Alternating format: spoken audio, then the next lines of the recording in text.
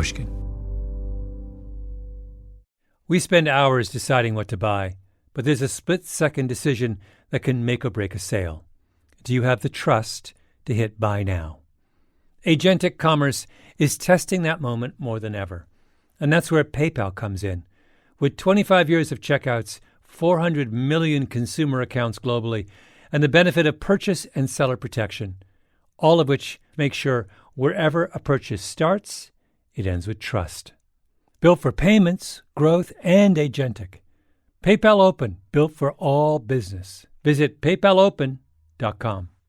Purchase and seller protections on eligible transactions only. Terms apply. See paypal.com/risk-management for details. Whatever your goal, trade, show, giveaways, client gifts, or team gear, 4imprint has the promo products to match. With thousands of options, from apparel and drinkware to tech and totes, it's easy to find the right fit for your brand and budget, with standout choices at every price point.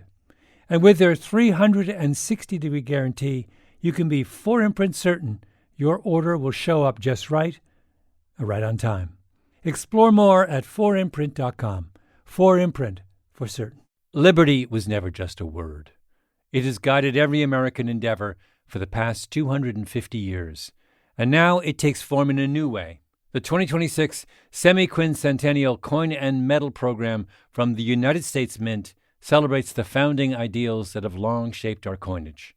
Available 1 year only, this historic collection features new coin designs, limited edition releases, and reissues. Shop new official coins at usmint.gov/semiq. That's usmint.gov/SEMIQ. I got my first real job in journalism at the Washington Post. It was the 1980s. I was 23. I had never written a newspaper story before. I had no idea what I was doing. All around me, people were shouting into telephones, banging out stories on deadline. I sat there, mute, terrified, convinced that I would be found out and fired. And then I was rescued by this crazy, opinionated, insanely productive, brilliant genius of a reporter who, if memory serves, used to cruise the newsroom every Passover, handing out matzah. His name was Michael Specter. I was rescued by Michael Specter. He fed me stories, he wrote my leads, he shared his byline. He taught me how to handle critics, which I'd never forgotten. Somebody would call him up to register one complaint or another, and Michael would interrupt them and say, "You seem to have forgotten one thing. I don't work for you." Sage advice that has guided my career ever since. I was the tadpole trying to stay afloat. Michael was my big, friendly guardian frog.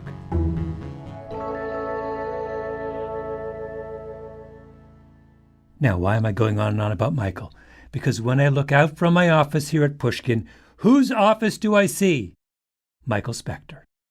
Tadpole and frog, still together. Michael, thank you for joining me today. Thank you, Mal. I'm happy to be here. Michael Specter, friend of the show, New Yorker science writer, MIT professor, seer of the future, total ham. No, normally, when I do these things, normally I have like champagne in the green room. And where is that? Well, you'll have to talk to Malcolm about that. Yeah, okay. Welcome to Revisionist History, my podcast about things overlooked and misunderstood. I'm Malcolm Gladwell. Today on the show, an old friend gives me the inside scoop on the future of life on Earth.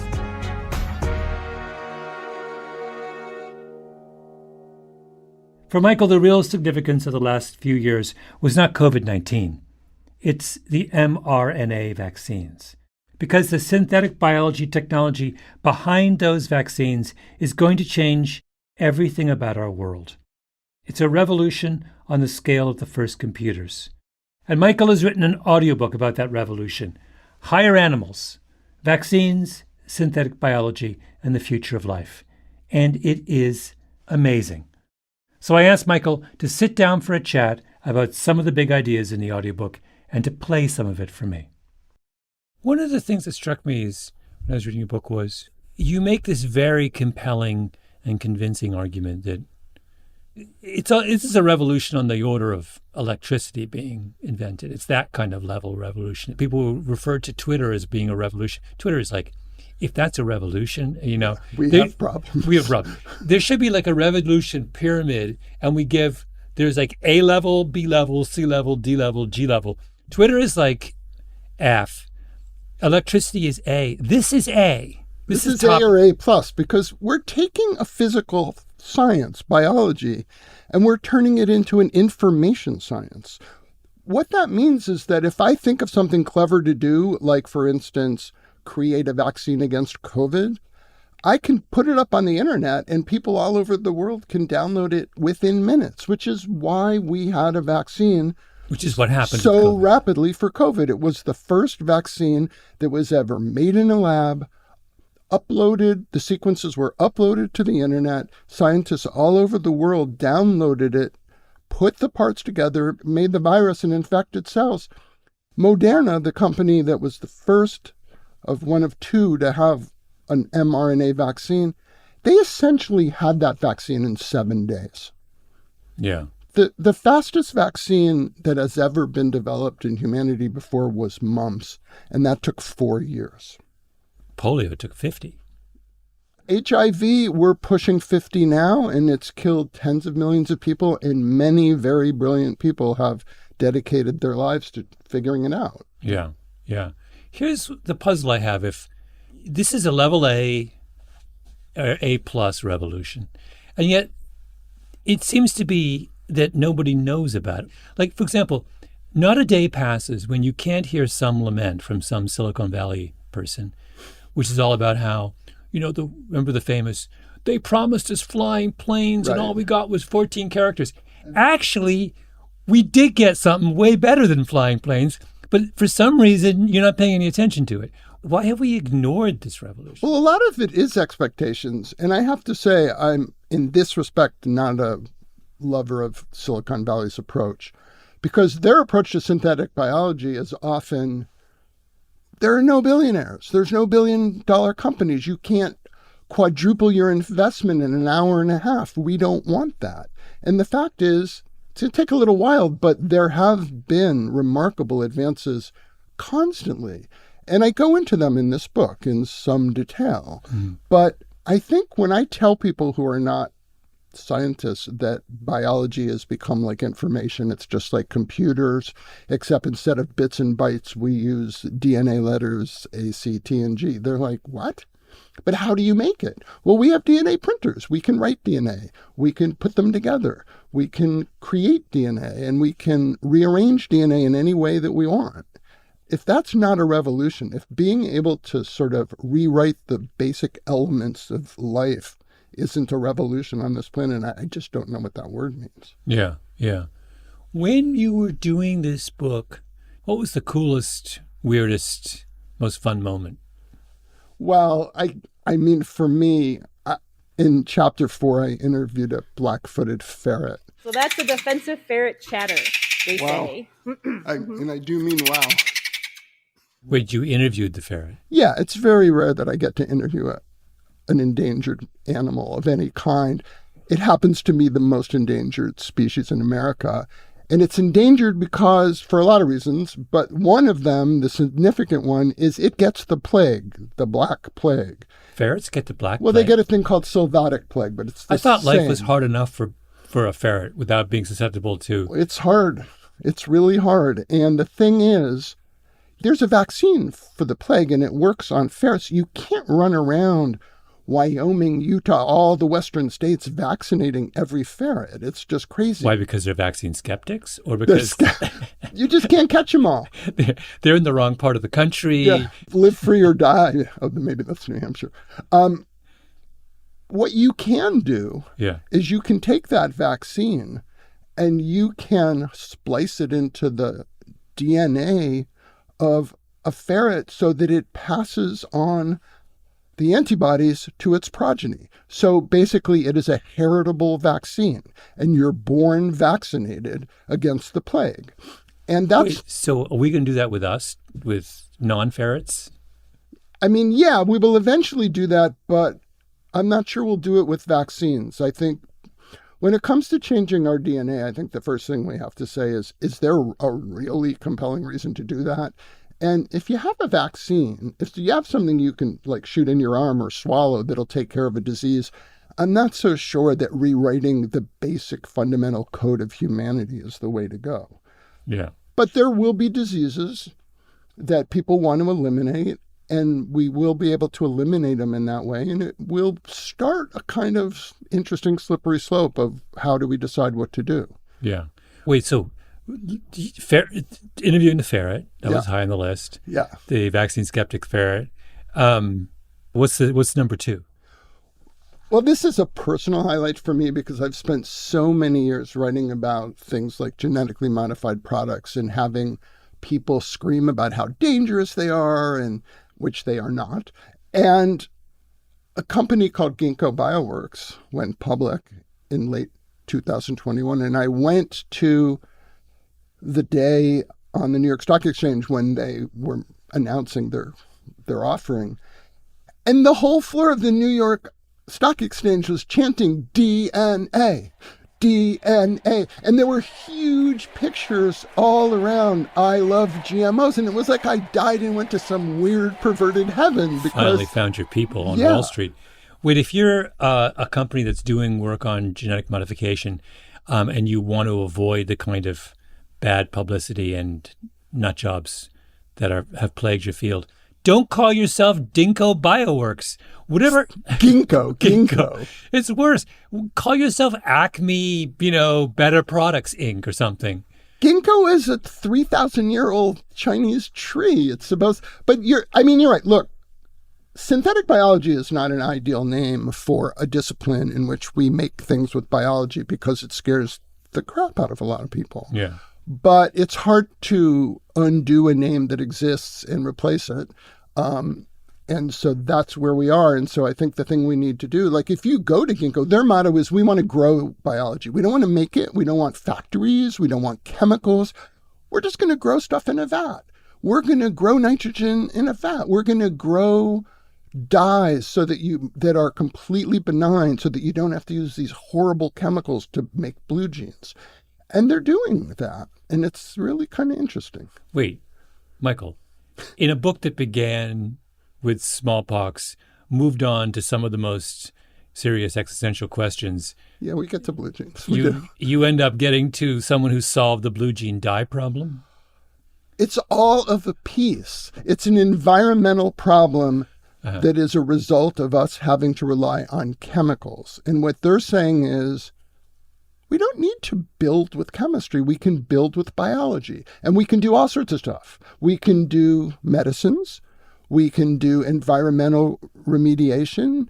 If there's something like, it would boggle your mind to know how much blue dye is made and how ruinous it is for the environment. Mm-hmm. So if you could get rid of those millions of tons a year and just grow it in a vat in a way that isn't chemically derived.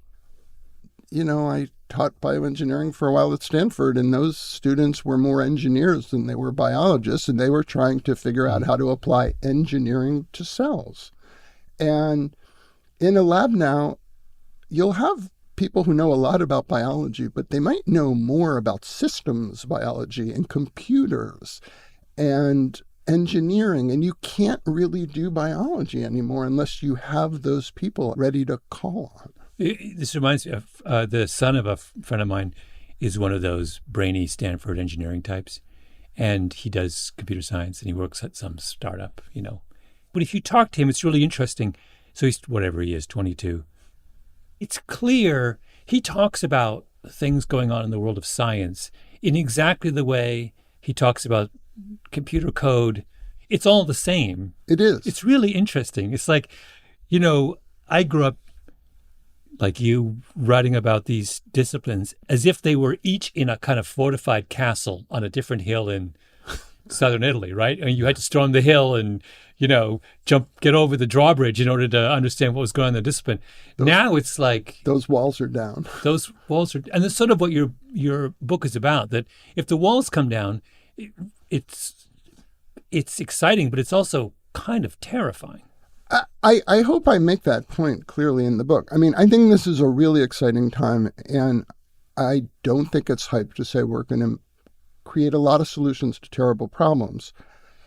I also don't think it's hype to say that, it used to be, it's just like moving from a giant mainframe computer where it used to take up 4 rooms to a computer on our phone that's more powerful than what sent astronauts to the moon. Well, that's going to happen. It's beginning to happen with biology. And while that is great, it also means there are going to be lots of people who are going to be able to design things on their phone. And some of those things, either on purpose or by accident, are not going to be things we want whipping around the universe or made. And so we have to really start paying attention to how easy it's going to be to make viruses, to alter viruses. And that's one of the things with smallpox. I mean, it is now possible, very, very hard to do, and not a lot of people could do it, to make smallpox. Scientists in Canada famously made horsepox, which was a cousin of smallpox. Once you start being able to make those things, you can make them in such a way that they evade the current vaccines. We can then develop new vaccines, and you're in a really ugly arms race. So we need to be careful about that. And for once, we need to ask a question that we never ask, which is, are there technologies we shouldn't use? Yeah. Yeah. So you've written Higher Animals is essentially a book about this revolution. Yeah. I mean, I started with smallpox, which there's a bit in the first chapter about the last great smallpox scare in the United States, which was in 1947 in New York. Yeah, I mean, a person got on a bus and came to the city, and he could have wiped out the entire population. Oh, someone did? Yeah, someone came to New York City carrying smallpox. In 1947? In 1947, yeah. And you don't know that. It's not written on your shoulder. There's no way of knowing you're infected, and you can create an incredible epidemic. There was a legitimate fear in the lifetime of my mom and your mom that New York City could have been wiped out by one of the scariest epidemics in human history. Incredibly legitimate fear. And the chapter we're going to play for you is about what happened next. And I won't give anything away except to say that New York City still exists. Yes. Yes, that's we can confirm that the city is in fact still there. I just thought of a better title for your book. Where were you 3 months ago? Yeah, what? Pandora's Pox. That is good. That's good. Michael, this has been wonderful. The book, Higher Animals, is amazing, and I encourage all of you listening to stick around and listen to Chapter 1. Thanks, Mal. It's been great. Wonderful. Okay, there's your cliffhanger. The near destruction of New York City. How did they stop it? You'll find out in this amazing chapter excerpt right after the break. We spend hours researching products online and deciding what to buy, but there's a split-second decision that can make or break a sale. Do you have the trust to hit the Buy Now button? The way we discover and compare things is evolving, happening faster and influenced by new forms of intelligent advice. But the underlying trust question doesn't go away. If anything, it's more important than ever. That's where PayPal comes in. For more than 25 years, they've been a trusted way to pay. And now PayPal can make the agentic era of commerce work for merchants, letting them maintain control of their brand, their customer relationships, so even as the way we shop changes, the moment that matters most still feels familiar and deeply dependable. Built for payments, growth, and agentic. PayPal Open, built for all business. Visit paypalopen.com to get started. Purchase and seller protections on eligible transactions only. Terms apply. See paypal.com/risk-management for details. This show is sponsored by BetterHelp.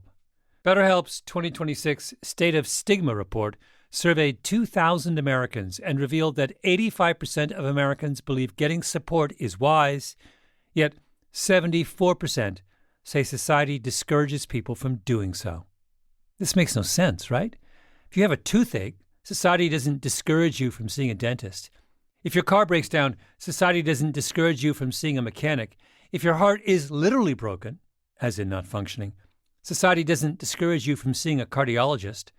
But if your spirit is broken, if you're struggling with some burden, society says you don't deserve help. I think it's time to end this self-defeating contradiction. Your spirit is not less worthy of our concern than your heart or your teeth or your car. Which brings me back to BetterHelp. BetterHelp has quality therapists. They work according to a strict code of conduct and are fully licensed in the U.S. Don't let stigma stand in the way of support. Start therapy with BetterHelp. Sign up and get 10% off at betterhelp.com/Gladwell. That's betterhelp.com/Gladwell. Whether you're planning a big event, launching a new campaign, or just stocking up on team gear, finding the right promotional products makes all the difference. That's why so many brands turn to 4imprint. They offer thousands of options, from on-trend apparel and premium drinkware to tech, totes, and giveaways, so you'll find the right fit for any audience, purpose, or budget. You can customize it all: your logo, your message, your look, and many items come with no setup charge to help you save. And if you're really watching the bottom line, you'll find standout choices at every price point so you can make a real impact while staying on budget. Plus, you'll get expert help, fast turnaround times, and their 360-degree guarantee so you can be 4imprint certain your order will arrive on time and look exactly right. Whatever your goal, 4imprint makes it easy to find your perfect promo match. Explore the possibilities today at 4imprint.com. 4imprint, for certain. The year is 1947. A man named Eugene Labar has come to New York City and died of smallpox. And the health commissioner, the amazingly named Israel Weinstein, has to figure out how to stop the disease before it wipes out the whole city. Oh, and a lot of people are about to gather in one place for a big parade. Let me just say, this is an amazing, gripping story. Like, you think The Last of Us is good? You haven't seen anything yet. Roll tape. Many city officials were dismayed to find Israel Weinstein in charge of this crisis. He was new on the job and had come from the Bureau of Health Education, where he'd mainly worked with the press. Also, Weinstein seemed kind of strange. He installed a chin-up bar at the door of his office, and he rarely walked in or out without doing a few pull-ups. Few members of the medical establishment had even met this new commissioner, and he was about to face the biggest challenge any American health official had seen in decades. James Imperato, who would later serve as commissioner himself, knows the kind of challenge Weinstein faced. He was appointed, and many of the leadership kind of treated that somewhat scornfully. They didn't think he had what it took. Weinstein got the lab results on Good Friday, April 4th. That weekend, New Yorkers would pack churches throughout the city and gather for the annual Easter parade. Each year, the Easter parade brings out much finery and startling millinery, and some unusual participants. If just one person at the parade had been infected, even among a vaccinated population, the resulting outbreak could paralyze the city. Weinstein had to plan for the worst possible outcome, and that meant New York would need to launch the most aggressive public health campaign in American history. It simply wasn't going to be enough to vaccinate the hospital staff. Somehow, they would have to vaccinate everyone. For your own sake, and for that of your families and friends, please don't take a chance. Be vaccinated tonight. Dr. Weinstein, the New York City health commissioner, knew how quickly a virus can spread in one of the world's most densely populated cities, and he needed to stop it before it really started. The Easter parade came only 2 days after the city received the test results, and 1 million people turned out. At that point, fewer than 1,000 had been vaccinated. There was one ray of hope.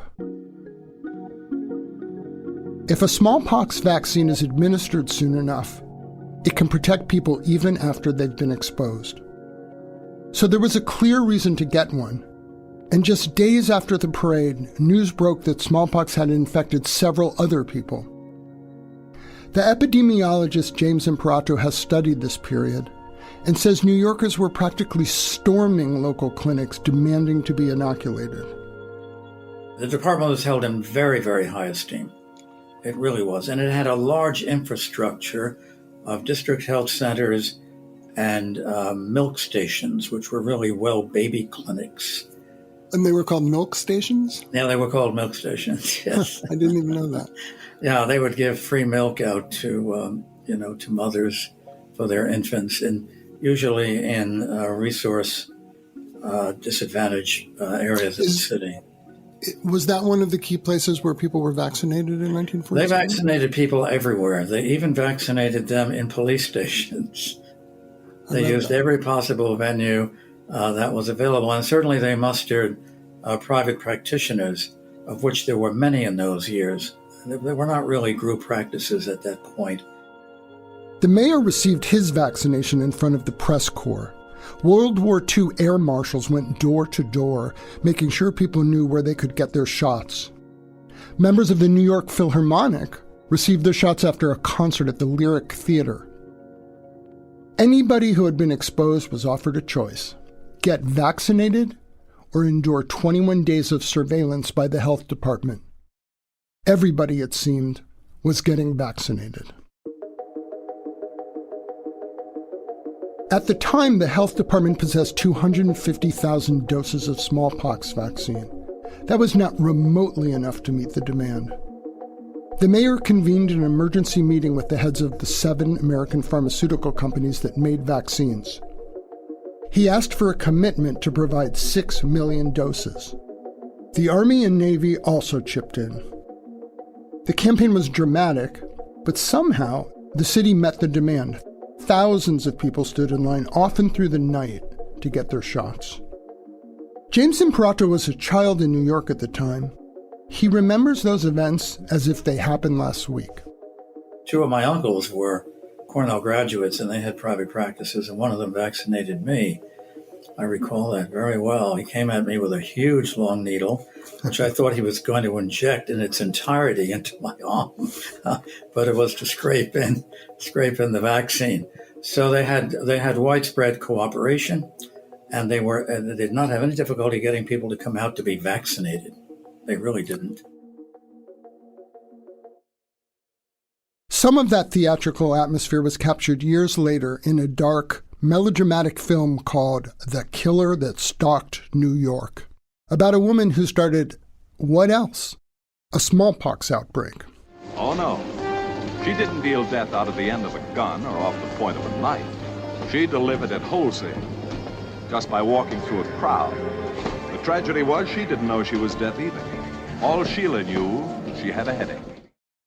It's pretty standard noir stuff, not exactly high art. But the best part, the strangest part, is the vaccination montage. We have to stop it. Get to the people first. Beat the disease. Vaccinate the whole city. That's really how it happened. 6 million people vaccinated in a month, most of them in the course of about 2 weeks. Almost unimaginably, the city was declared free of smallpox by the middle of April, just weeks after the Easter parade. In all, 2 people died: Labar and the pregnant wife of the man he infected. 12 other New Yorkers became ill. Health Commissioner Israel Weinstein had to deal with the type of misinformation that has now become so familiar. But vaccination was an easy sell to New Yorkers in 1947. The truth had little competition.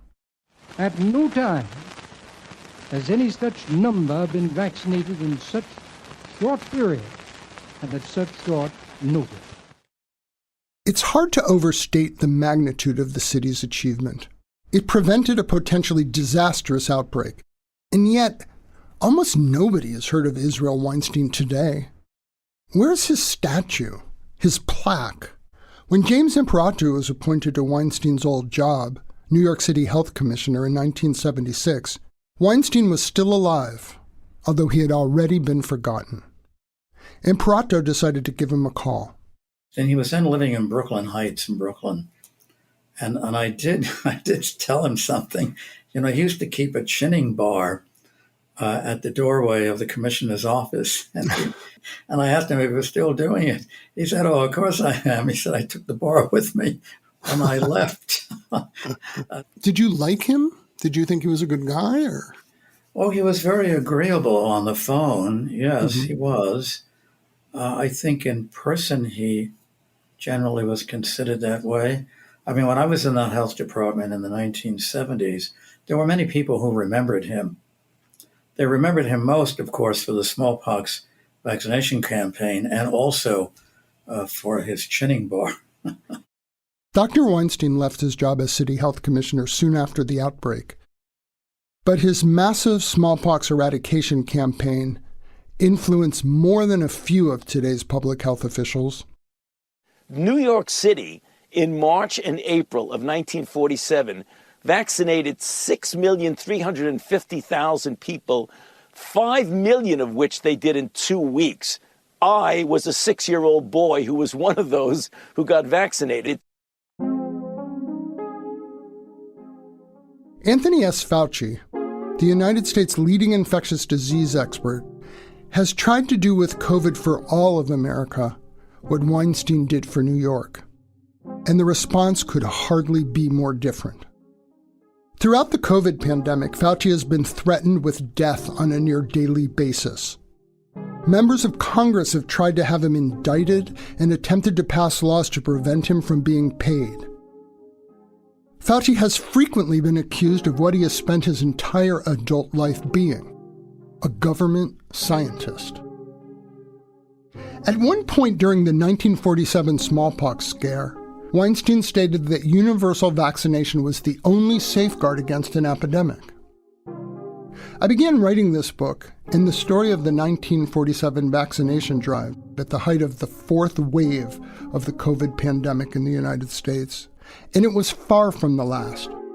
That wave came in spite of the widespread availability of vaccines that are far safer than the smallpox vaccine they used in 1947. Sure, America was a different country then. It was a society that sought to protect people from harm. Authority was trusted and respected. The words science and progress were cheered, not denounced. Those 6 million New Yorkers required little coercion, few incentives, and no meaningful debate.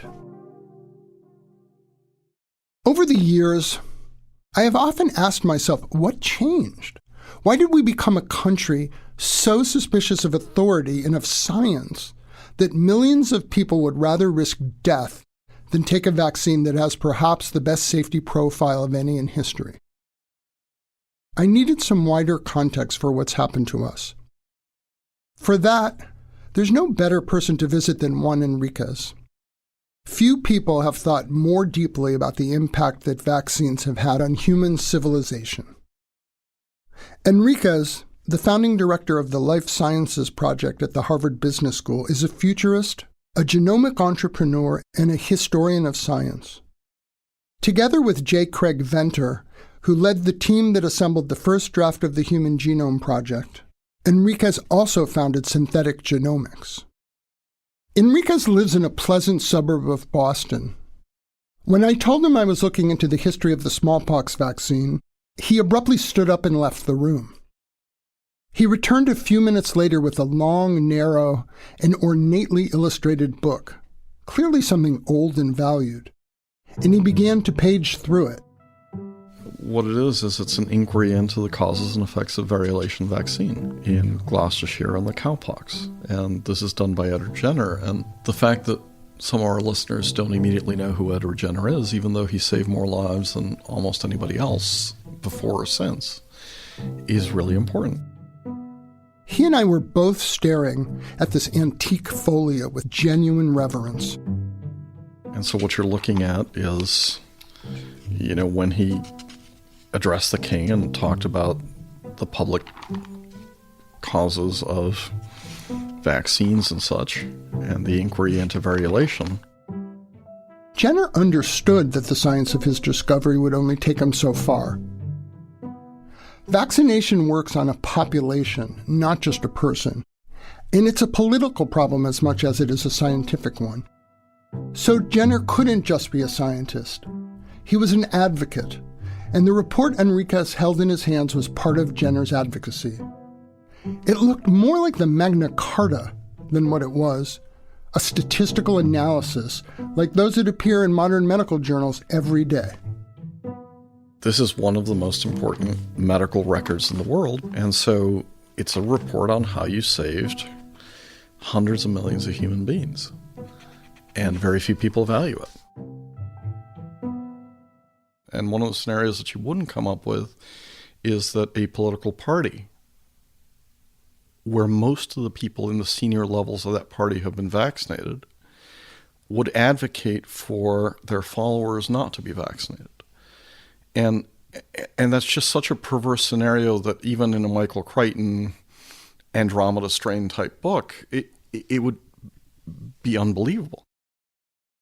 What's extraordinary about these days is that the unbelievable has become reality. We never expected American democracy to be questioned. We never expected science, which is what's made this country the country it is. And having that question is, I think, not just questioning the science, but questioning the very idea of what America is.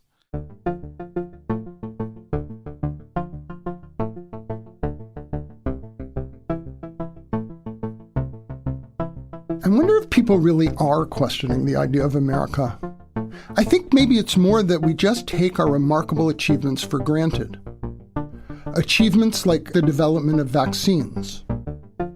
What's fascinating is how many times we've forgotten this. So we go through these cycles where we forget just how important vaccines are. We go through cycles where we forget to develop vaccines. We go through cycles where we make it too expensive to develop vaccines. And one of the things that's terribly frustrating about the medical system until COVID, which is a horrendous tragedy, but one of the things that happened during COVID is we remembered again just how important vaccines are. The COVID vaccines will almost certainly prove to be one of the major scientific advances of our time.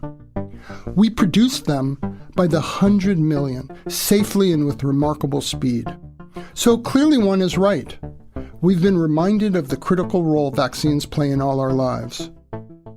And yet, with so many people refusing the vaccine, hundreds of thousands, maybe even millions, have died needlessly. Reluctance is a perfectly understandable reaction to anything new. People often reject truly disruptive technologies, at least for a while. The telegraph was shunned when it was introduced. People once recoiled at the thought of entering an elevator without a human operator. The debate over driverless cars seems as if it will rage for decades. But these vaccines are not just another challenging new technology. They are our main defense against a novel pathogen, passing like a wrecking ball through the human population. They are the clearest sign yet of a revolution in biology, one that can save and enhance the lives of people everywhere. If we can figure out how to trust science again, and if scientists can figure out how to earn that trust. That was an abridged version of Chapter 1 of Higher Animals, Vaccines, Synthetic Biology, and the Future of Life by Michael Specter. Get your copy at pushkin.fm/audiobooks or wherever you buy your audiobooks. Revisionist History is produced by Ben Nadaf Hafri, Lee Mengistu, Kiara Powell, and Jacob Smith. Our showrunner is Peter Clowney. Original scoring by Luis Guerra, mastering by Sarah Bruguer, and engineering by Nina Lawrence. Special thanks to Julia Barton, who also edited Higher Animals, and to the rest of the audiobooks team. I'm Malcolm Gladwell. We spend hours deciding what to buy, but there's a split-second decision that can make or break a sale. Do you have the trust to hit buy now? Agentic commerce is testing that moment more than ever. And that's where PayPal comes in. With 25 years of checkouts, 400 million consumer accounts globally, and the benefit of purchase and seller protection, all of which make sure wherever a purchase starts, It ends with trust. Built for payments, growth, and agentic. PayPal Open, built for all business. Visit paypalopen.com. Purchase and seller protections on eligible transactions only. Terms apply. See paypal.com/risk-management for details. If your finance team spends more time finding data than using it, if there's one entity here and one there and one here and one there, if scaling your business feels like starting over, you need the Intuit ERP. Intuit Enterprise Suite is the AI-native ERP solution that's powerful, painless, and proven. Learn more at intuit.com/ERP. A BetterHelp ad. Have you ever had so many tabs open that your computer starts slowing down? 10 for work, 5 for family, 1 for that thing you've been meaning to figure out. 20 more are running quietly in the background. Life can feel like that too. According to BetterHelp's 2026 State of Stigma report, 85% of Americans say getting support is a smart thing to do. Yet 74% say society still discourages people from asking for help. And more than 3 in 4 Americans reported symptoms of anxiety or depression in the past 2 weeks. Therapy can help you sort through what's taking up space and attention. With BetterHelp, you can connect with a licensed therapist online on your schedule. You'll be matched based on your needs, and you can switch therapists anytime. In fact, 69% of BetterHelp users showed meaningful improvement in anxiety and depression. Maybe it's time to close a few tabs. Visit BetterHelp.com. That's better, HELP.com.